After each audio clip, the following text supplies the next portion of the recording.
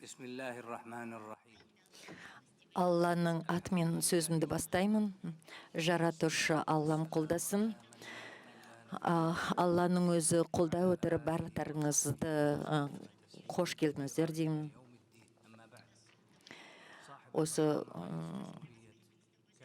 құрметті президент мырза, Қазақстан Республикасының президенті, бауырлас республиканың президенті Қасым-Жомарт Кемелұлы Тоқаев, жоғары мәртебелі қасиетті Папа Римский Франциск, жоғары имам, құрметті қатысушылар, жоғары мәртебелер, аса қасиетті әкелер, бәртарыңызға жақсылық тілеймін. Сіздерге екі жердегі осы Сальман королінің, Сауд Арабиядағы корольдің сәлемін жолдауға рұқсат етіңіздер. Мен сіздерді, құрметті президент, сіздердің осы съездің табысты өтуімен құттықтағым келеді, және де осындай тиімді қосқан үлесіңіз үшін, дінаралық өркениетке қосқан үлесіңіз үшін, және де бұлардың барлығы әрине сіздің жеке үлесіңіздің арқасында да болып жатқан іс-шара, әрбір елдерді жақындастырудың бір шарасы деп айтуға болады. Осы жерде жоғары жауапкершілік барлық діндер лидерлеріне жүктеліп отыр. Бұл жерде олар осы басқаларға деген осындай жалпы адами құндылықтарды тарату барысындағы негізгі адамдар болып табылатынына сенімдімін. Және де осыдан бастап болашақта біздің болашағымыз зор болады деп мен сенемін.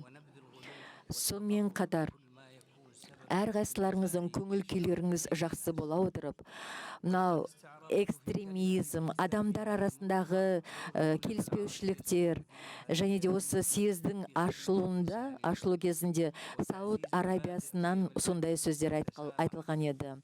Және де осындай әділдіктің, толеранттылықтың орнатылуына бағытында біздің Сауд Арабиясы осындай қасиетті орын болып табылады. Алланың өзі осындай өзінің құлына мынандай насихаттар айтқан еді. Сонымен қатар өзінің сөзінде менің осы Сауд Арабиясы корольдігіндегі тәжірибеммен бөліскен еді. Сонымен қатар бұл корольдіктің өз үлесін қосқанында мен айтқан едім.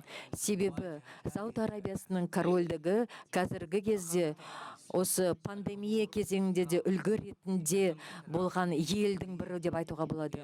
Қазіргі кезде Сауд Арабиясының корольдігі оның басшылығы тұлғасында